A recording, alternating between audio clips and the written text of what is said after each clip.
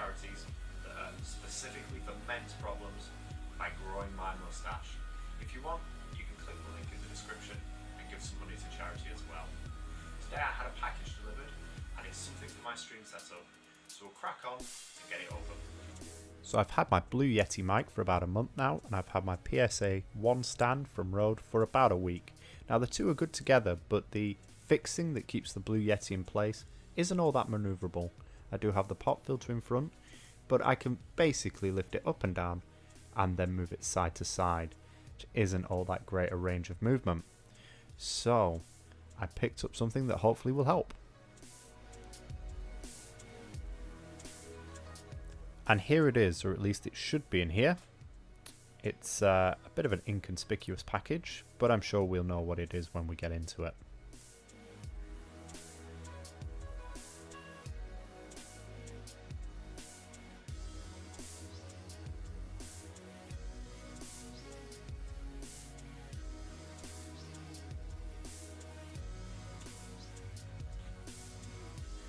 Now I was very pleased to see that it was wrapped well, because sometimes you get these parcels and they're not all that secure, but this was really well done, and I needed to get a craft knife to get into it. Now when you are cutting any packaging, make sure you're very careful. You don't want to scratch your product, and you certainly don't want to hurt yourself, so bear that in mind. I've sped this bit up because it was quite a tough little bundle to get into, but hopefully we'll get there.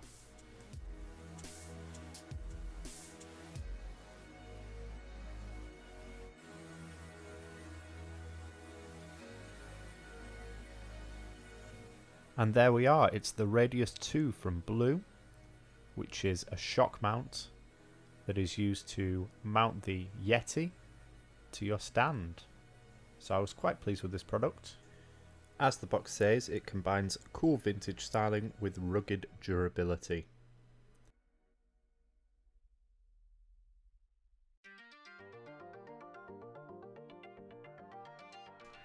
Here's another look at the front of the product.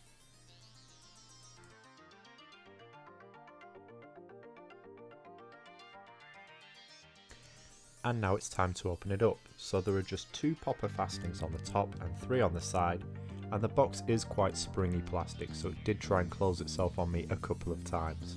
You just then need to take out the cardboard instructions to get to the Yeti, and there are some loose parts where it connects to the microphone, which came out when I lifted mine, so be careful of those.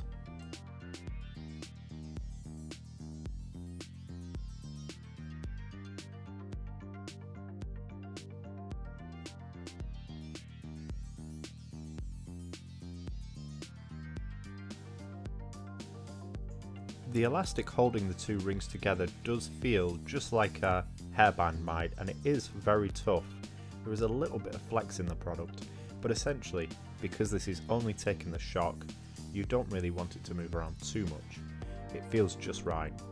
And here's a look at the fastening that will go onto the mic stand, and the upgraded clip which holds the mic in the correct position as you use it.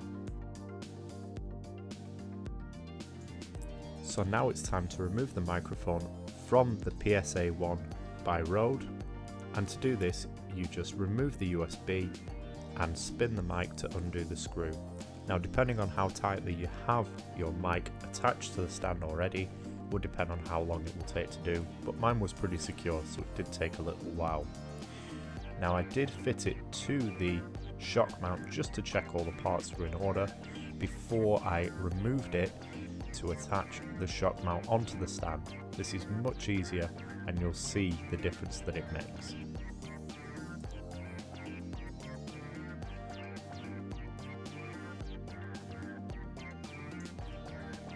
To fit the microphone you need 4 parts: the microphone itself, the shock mount, a hand screw that you can see me putting in here, and there is a plastic washer that needs to go between the shock mount and the microphone to avoid damage to either. Once that's in place, you simply screw on the microphone, and it's best to do this just to make sure that everything fits correctly. But I then removed my microphone in order to fit the shock mount to the stand separately. This is a real faff if you try and do it without doing this, as you may need to turn the microphone and the shock mount over several times to attach it.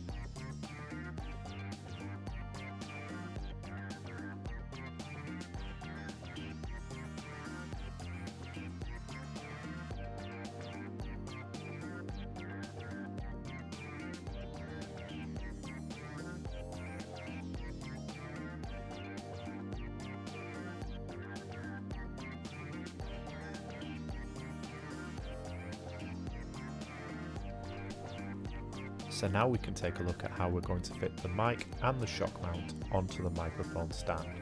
And what you'll notice is that the fixing that attaches onto the mic stand is a lot bigger than the screw that the mic stand has. So here we have this small device, a brass screw, an adapter of sorts, that we'll put onto the mic stand to begin with, and then we'll screw on the mount separately.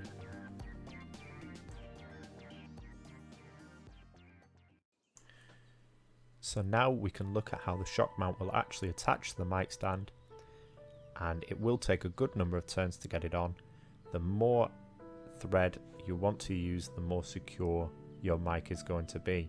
So the thumb screw I would suggest taking back quite a bit and then screwing on the shock mount.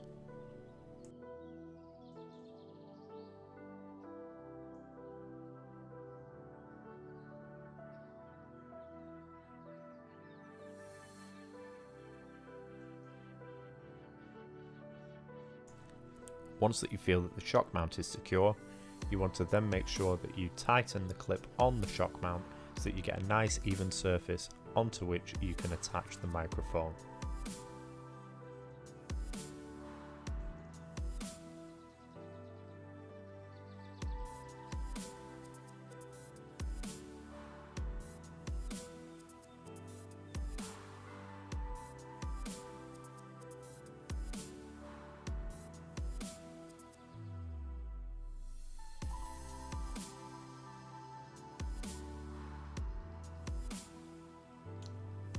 Because this is just held in place by a screw instead of any fixings, you can freely move the microphone so that it's facing in any direction you want on the mic stand itself. So for me that is straight ahead. I'd like it to be straight on the shock mount, but for some people it might be slightly left or slightly right depending on where they'd like it.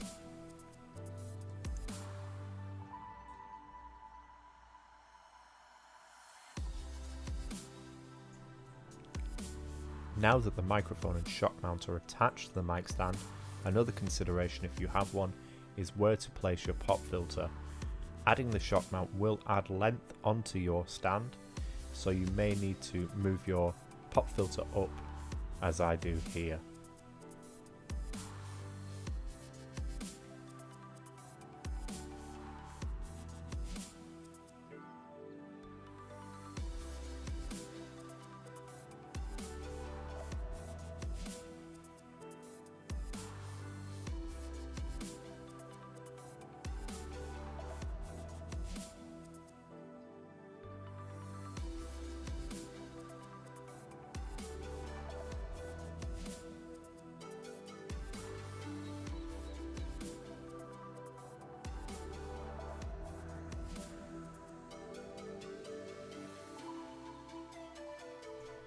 Some pop filters can also be attached directly onto the shock mount, though I've decided to go with the stand fixing for mine.